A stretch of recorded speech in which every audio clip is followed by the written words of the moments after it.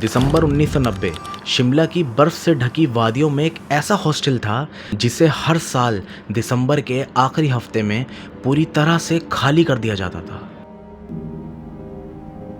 अजीब बात ये थी, वहाँ के किसी भी टीचर, किसी भी स्टूडेंट, यहाँ तक कि वहाँ पे कोई न्यू स्टाफ भी आया हो ना, उसको भी इसकी असली वजह नहीं बताई जाती थी।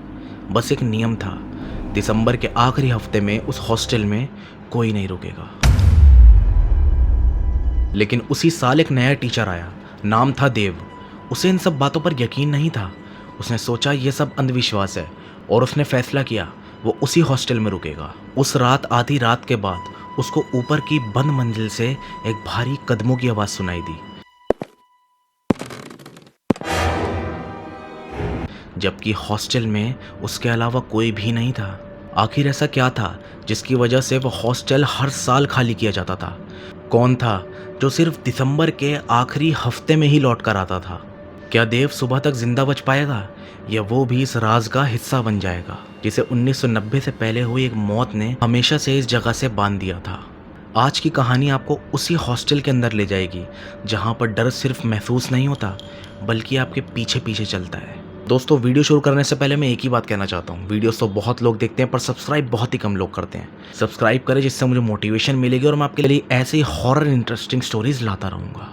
तो कहानी है साल 1990 की, जब नवंबर के महीने में एक टीचर होता है जिसका नाम होता है देव।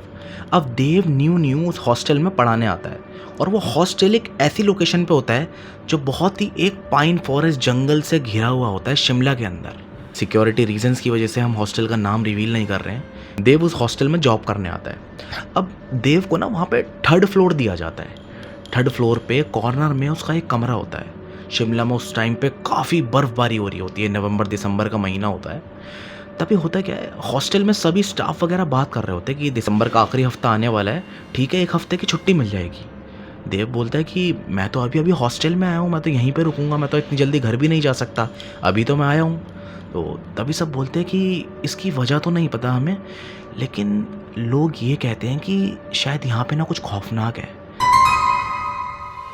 जिस वजह से सारे स्टाफ को, टीचर्स को, बच्चों को वापस 1 हफ्ते की छुट्टी दे दी जाती है और अपने अपने घर भेज दिया जाता है। देव कहता है कि नहीं ऐसा कुछ नहीं होता, मैं तो यहीं पे रुकूंगा, ऐसा मुझे विश्वास नहीं है ऐसा कुछ भी होता है। तो सभी बोलते हैं कि हाँ ठीक है, आपकी मर्ज़ी है, यकीन तो हमें भी नहीं है, लेकिन फ्री की छुट्टी मिल रही है तो हम तो चले जाते हैं हर साल। तभी होते क्या है, वो हफ्ता आ जाता है। देव अपने रूम में ही रुका हुआ होता है 3rd फ्लोर पे कॉर्नर में। सभी की छुट्टी कर दी जाती है। देव वहीं पे अकेला पूरे हॉस्टल में रुका होता है। देव और उसी हॉस्टल के नीचे एक सिक्योरिटी गार्ड, जो कि हॉस्टल के अंदर नहीं जाता था। हॉस्टल के बाहर ही एक छोटा सा रूम बना हुआ था जो कि उस गार्ड का रूम था। गार्ड वहीं पे रहता था। तभी सब लोग वहाँ से चले जाते हैं। देव गार्ड के पास आता है, कहता है कि तुम नहीं गए क्या छुट्टी पे? कहता है नहीं साहब, मुझे तो यहाँ पे काम करते हुए काफ़ी वक्त हो गया, अब हॉस्टल अकेला है तो देखभाल के लिए भी तो कोई होना चाहिए ना, मैं यहाँ पर रुक जाऊँगा, मेरा रूम ये रहा, मेरे को कौन सा हॉस्टल के अंदर जाना है। तो देव कहता है क्यों, हॉस्टल के अंदर क्यों नहीं रुक सकते तुम? कहता है नहीं साहब, मेरा रूम यही है, मैं यहीं पे रुकूंगा।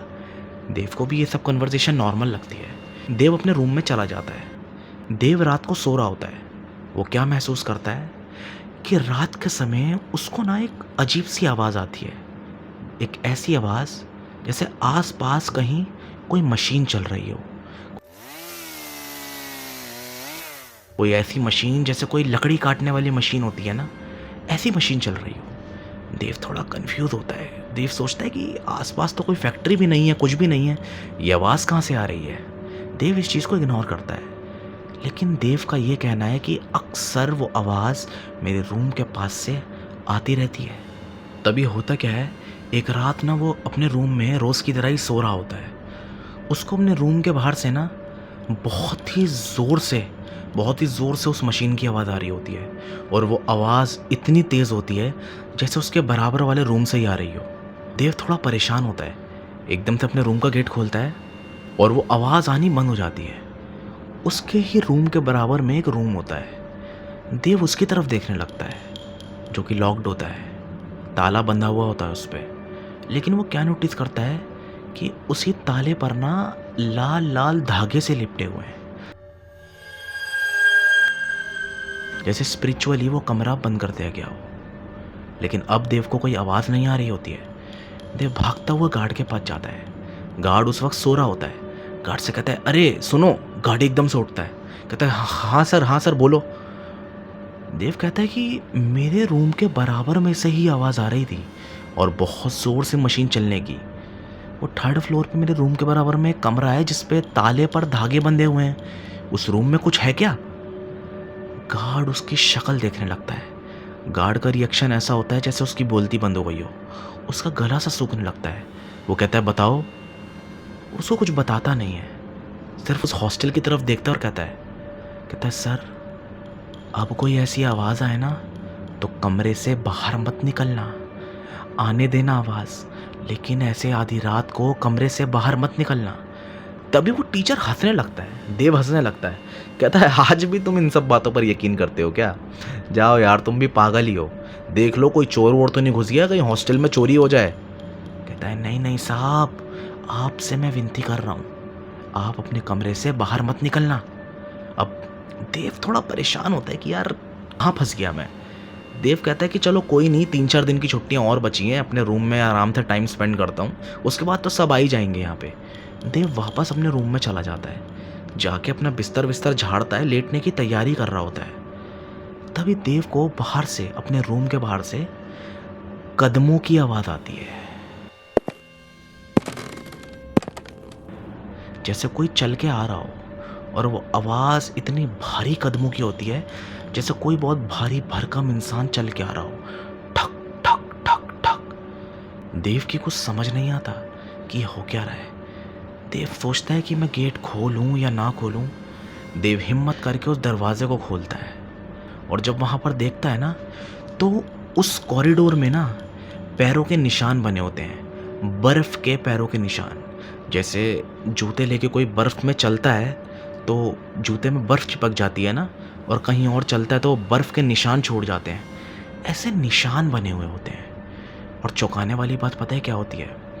वो निशान सामने से चलते हुए आ रहे होते हैं और वो कहाँ पर आकर ख़त्म होते हैं?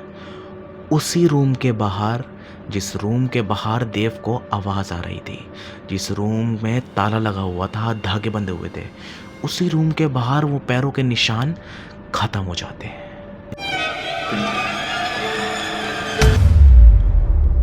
और वो निशान देखने के बाद वही टीचर भागता हुआ उस गार्ड के पास जाता है।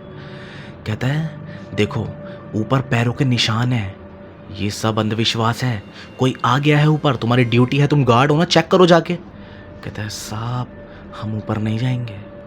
तभी वो टीचर गुस्सा हो जाता है, कहता है, यहाँ पे तुम्हारी ड्यूटी है ना, तुम्हारी ड्यूटी क्या है? इस हॉस्टल की रखवाली करना। अगर मुझे कुछ भी हो गया ना तो उसके जिम्मेदार सिर्फ तुम होगे।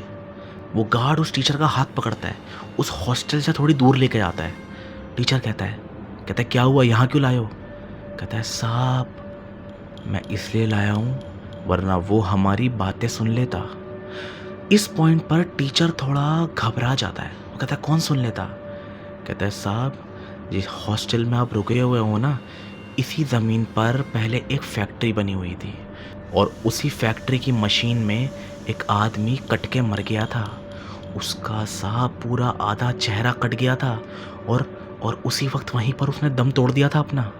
कुछ वक्त तक वो फैक्ट्री तो बंद रही, लेकिन बाद में यहाँ पर हॉस्टल बना दिया गया। और साहब ये बात पता है कब की है? दिसंबर के आखिरी हफ्ते की।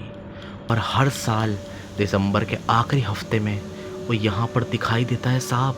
जब भी कई सालों से ये हॉस्टल में आखिरी हफ्ते में छुट्टी कर दी जाती है साहब। आप ही सोचो, वरना क्यों छुट्टी होगी? टीचर कहता है, तुम सब के सब ना पागल हो चुके हो बिल्कुल, मुझे इन सब बातों पर विश्वास नहीं है। तुम भी अनपढ़ हो और यहाँ का लगता है मेरे को सारा स्टाफ ही अनपढ़ है। चलो मैं वापस जा रहा हूँ अपने रूम में सोने। वो उसकी बात नहीं मानता। तभी गार्ड कहता है, साहब आप मेरे कमरे में रुक जाओ, यहाँ पर सो जाओ, वहाँ मत जाओ साहब। देव कहता है कि नहीं नहीं ऐसा कुछ नहीं है, मैं अपने रूम में जाके अब सो रहा हूँ, मैं, मेरे को और कोई डिस्टर्बेंस नहीं चाहिए। देव वापस जाकर अपने रूम में लेट जाता है सोने के लिए। तभी देव क्या नोटिस करता है, एकदम से वहाँ की लाइट चली गई, पूरे हॉस्टल की लाइट चली गई, बिल्कुल अंधेरा, गुप्त सन्नाटा। अब इस पॉइंट पर देव को थोड़ा थोड़ा डर तो लग रहा होता है। तभी होता क्या है ना, उसको वही मशीन चलने की फिर से आवाज़ आती है। अब इस पॉइंट पर देव डर जाता है। देव क्या सोचता है कि यहाँ पर लाइट नहीं है, इलेक्ट्रिसिटी नहीं है, लेकिन ये मशीन चल कैसे रही है, आखिर ये हो क्या रहा है। अब देव का दिल धक धक धक धक धक धक बहुत ज़ोर ज़ोर से धड़क रहा होता है। देव अपने रूम से बाहर निकलने के लिए जा ही रहा होता है, तभी वो मशीन की आवाज़ आना बंद हो जाती है। देव वहीं पर रुक जाता है। देव कान लगा के गेट के पास क्या सुनता है कि किसी की सांस लेने की आवाज़ आ रही है। कोई सांस ले रहा है देव के रूम के बाहर, लंबी लंबी सांसें ले रहा है।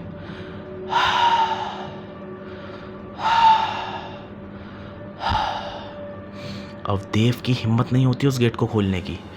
देव फटाफट अपने रूम में टॉर्च ढूंढता है। देव के पास टॉर्च होती है। देव उस टॉर्च को जला के अपने रूम में ब्लैंकेट को ओढ़े अपने ही रूम में लेटा होता है। तभी देव के रूम के बाहर से उसको एक ऐसी आवाज़ सुनाई देती है जो देव के होश उड़ा देती है। वो क्या सुनता है कि रूम के बाहर से देव को उसकी माँ की आवाज़ सुनाई दे रही है। उस माँ की जो इस दुनिया में है ही नहीं। देव की माँ मर चुकी थी।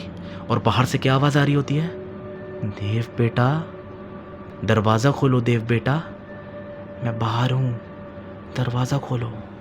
अब इस पॉइंट पर देव के दिमाग में बस ये होता है कि मुझे यहाँ से किसी तरह निकलना है। पूरा सन्नाटा, लाइट गई हुई है, पिन ड्रॉप साइलेंस। देव की हार्ट बीट इतनी तेज़ हो जाती है कि देव को अपनी धड़कनें सुनाई देने लगती है। देव सोचता है कि यहाँ रुकूंगा तो शायद मैं बचूंगा नहीं। देव एकदम से गेट खोलता है और वहाँ से अपनी टॉर्च जलाए कॉरिडोर में से भागने की कोशिश कर रहा होता है। तभी टॉर्च की रोशनी में देव को एक ऐसी चीज़ दिखाई देती है जो देव की ज़िंदगी बदल देती है। देव वहाँ पर क्या देखता है, देव कॉरिडोर से भागता हुआ जा रहा है और सामने कोने में उसको एक ऐसा आदमी दिखाई देता है जिसका आधा चेहरा कटा हुआ होता है। और गार्ड ने क्या बताया था, इस हॉस्टल में पहले एक फैक्ट्री थी और वहाँ पर एक आदमी मर गया था कट के, जिसका आधा चेहरा कट चुका था। देव को वो चीज़ लिटरली दिखाई दे रही है। देव का ये कहना है, मैं उस वक्त वहीं पर स्टक हो गया, मुझे कुछ समझ नहीं आ रहा था मैं क्या करूं, और सडनली वो आदमी मेरे सामने से गायब हो गया।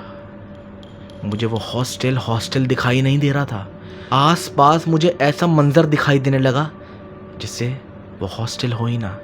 मैं उस समय एक फैक्ट्री के अंदर हूँ। देव क्या महसूस कर रहा है कि आसपास सारी मशीन्स चल रही हैं, लकड़ियाँ काटी जा रही हैं, काम हो रहा है, बहुत सारे वर्कर्स काम कर रहे हैं। और वो देखता है कि एक मशीन में एक आदमी का आधा चेहरा कट जाता है। देव ये सीन पूरा देख रहा है जबकि देव उस वक्त हॉस्टल के अंदर है। एकदम से ये सीन देखते देखते देव जोर की चीख मारता है।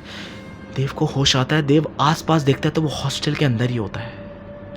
ये मंजर देव देखने के बाद उसके होश उड़ जाते हैं। देव भागता हुआ उस गार्ड के पास जाता है, कहता है तुम्हें अगर अपनी जान प्यारी है तो तुम भी यहाँ से निकल जाओ। और वो एक पल भी वहाँ नहीं रुकता और वहाँ से भाग जाता है। वो पल शायद देव की ज़िंदगी का ऐसा था कि शायद उसको अब यकीन हो चुका था कि शायद इंसानों के अलावा भी इस दुनिया में कुछ ऐसी चीज़ें हैं जो मर के भी वापस आ सकती है। दोस्तों, अगर ऐसे ही हॉरर रियल स्टोरीज और सुनना चाहते हो तो अभी के अभी सब्सक्राइब कर लो ताकि तुमसे ऐसी कोई भी कहानी मिस ना हो। मिलते हैं नेक्स्ट वीडियो में।